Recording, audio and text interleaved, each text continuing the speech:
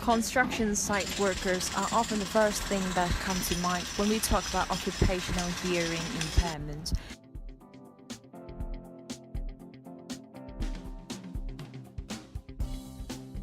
However, we often neglect those who work in various entertainment sectors who are equally at risk.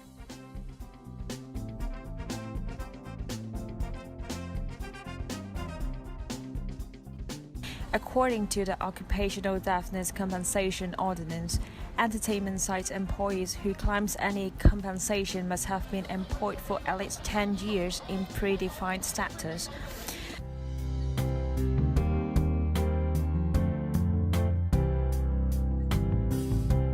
Considering that it takes a decade to make any legal claims, it is crucial to promote awareness of hearing protection among those who work high-risk sectors like entertainment sites.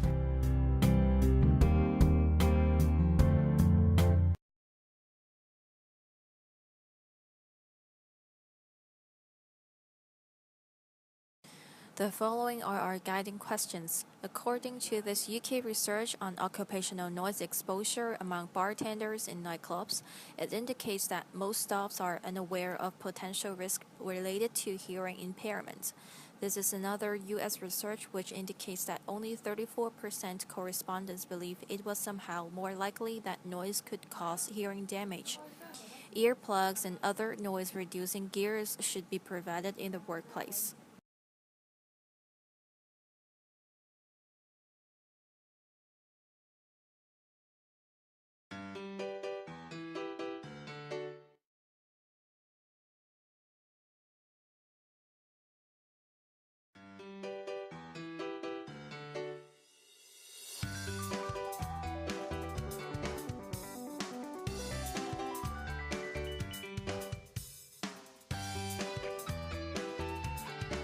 Ryan 咧就同佢做個訪問嘅。Hello。有啲人係唔中意戴嘅，即係如果淨係講夾 band 嚟講，有啲人係唔中意戴嘅，因為佢覺得戴咗咧嗰個即係嗰個震撼力冇咁多啊。咁但係始終長期要練嘅話，就我覺得點樣都要戴嘅。我夾 band 係好嘈嘅，我覺得係真係好嘈。咁或者冇咗啲高頻就舒服好多，因為高頻係真係我哋成日講吉耳仔啊，係就好辛苦咯。即係每年都會有做一次。都唔係㗎，其實係上年突然間做 regular 嘅，算係 regular。So how can we identify our solution? The ideas are gathered from the first and the second-hand information. Having experienced the guiding activities such as entertainment sites visiting, we found that the problem of lacking awareness and knowledge related to hearing protection among employees. They do not have a regular hearing test and use protective hearing plugs during work. Apart from the first-hand data, we also have thoroughly researched about hearing problem among entertainment employees. We found most researchers mention that education is essential to deliver knowledge and increase the alertness of protecting ear during work. Having analyzed the data above, we believe that better education is the most efficient way to promote awareness and knowledge of potential risk of hearing impairment among those who work in entertainment sectors.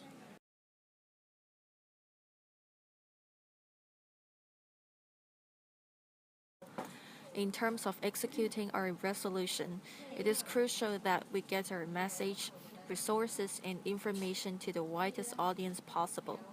First, we decided to design a leaflet that is targeted to high-risk workers. It describes various signs and symptoms of hearing impairment. The leaflet is intended to offer proper concepts of hearing protection.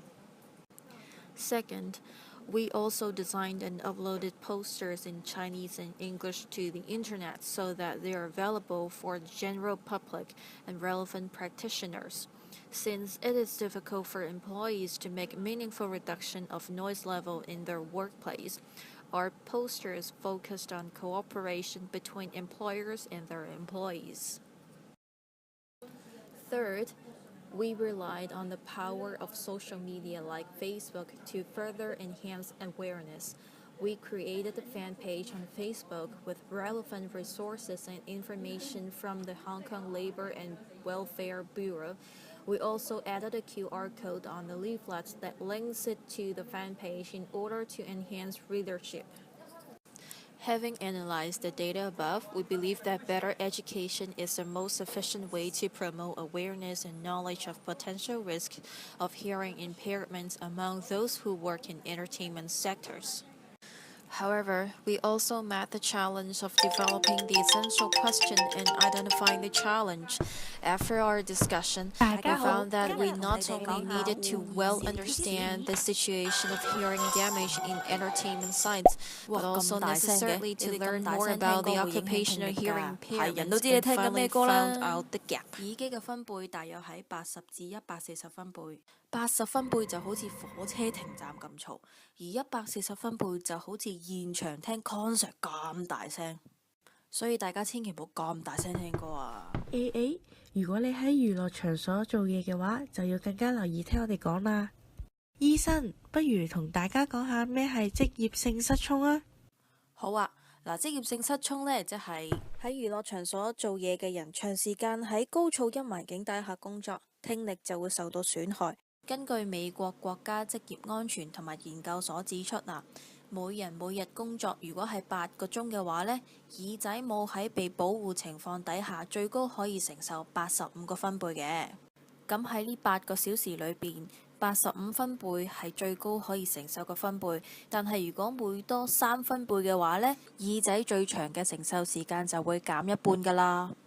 患上職業性失聰嘅時候，可能會出現以下嘅症狀：一、與人交談或者聽電話嘅時候有困難；二、需要調高收音機或者電視機嘅音量；三、難以集中精神；四、失眠；五、耳內會出現持續或者間歇性嘅嗡嗡聲，造成困擾，俗稱耳鳴。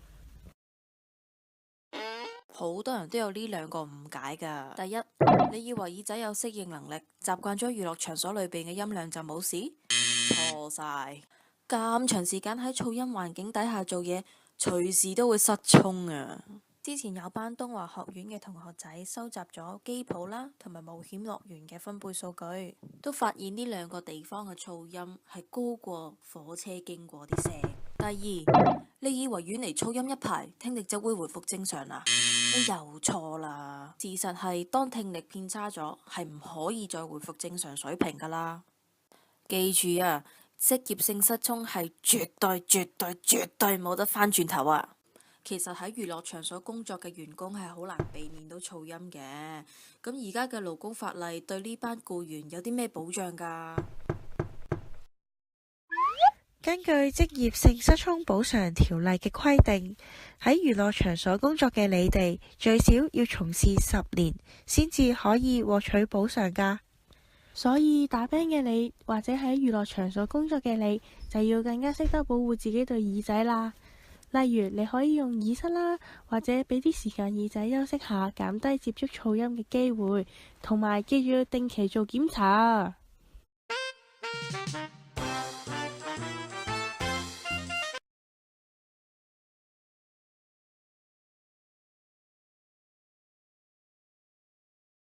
In terms of evaluating the impact of our work, we made second visits to various entertainment sites in order to assess awareness levels and new measures in place.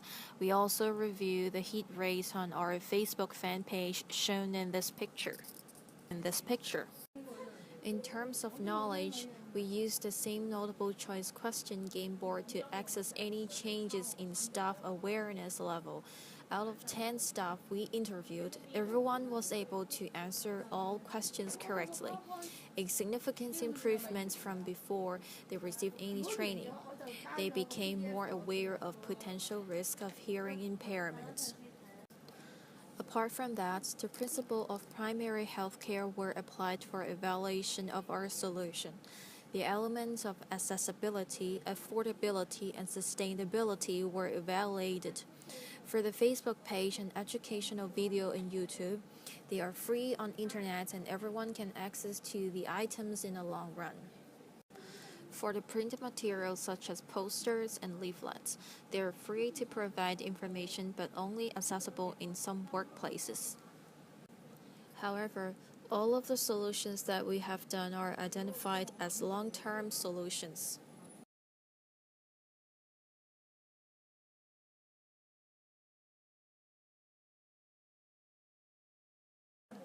In the following, I will talk about our reflection. In the process from big idea to the guiding questions, we've met the challenge of selecting the topic we should focus on in the first beginning. We had difficulty to choose the topic between aging, occupational health, and health inequalities. However, we learned to search some journals, information, and data which are related to and relevant to our big idea. Finally, consensus between our groupmates, and we all found this topic interesting. However, we also met the challenge of developing the essential question and identifying the challenge. After our discussion, we found that we not only needed to well understand the situation of hearing damage in entertainment sites, but also necessarily to learn more about the occupational hearing impairments and finally found out the gap. Besides, we met the challenge of developing the guiding question and guiding activities. Before we develop it, we learned that we need to deeply think about the problems who have hearing damage among entertainment employees.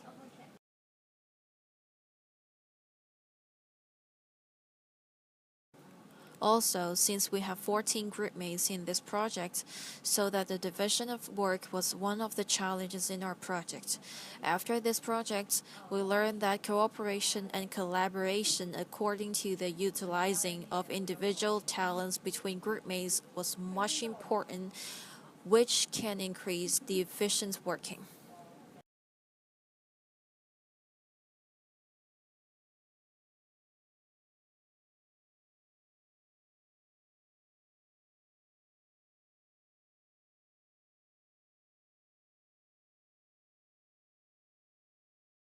In the process from guiding activities to evaluation, we had the challenge of designing the MCQ and interview questions, as we needed to critical thinking which of questions were useful.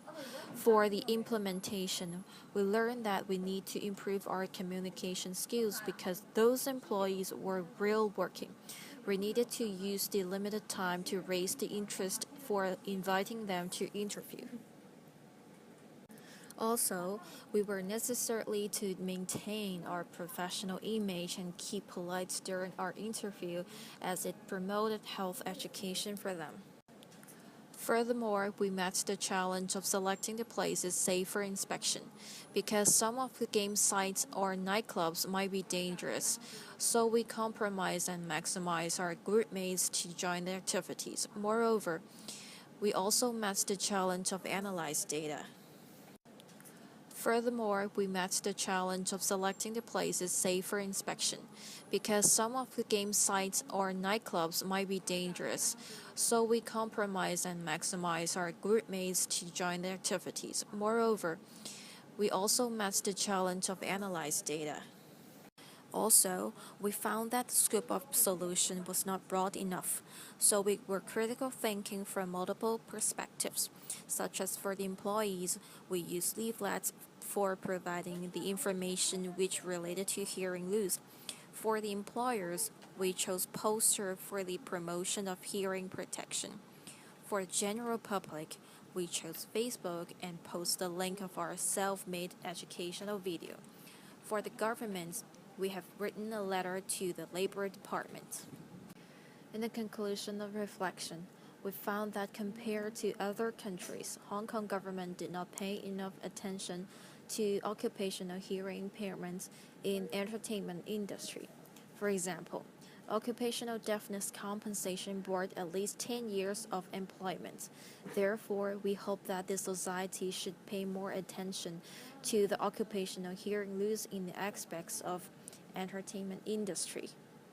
The last but not least, in the process of making video and Facebook fan page, we need to manage a Facebook fan page and answer the questions for a guest who commented on our Facebook. Also, we needed to edit our video program.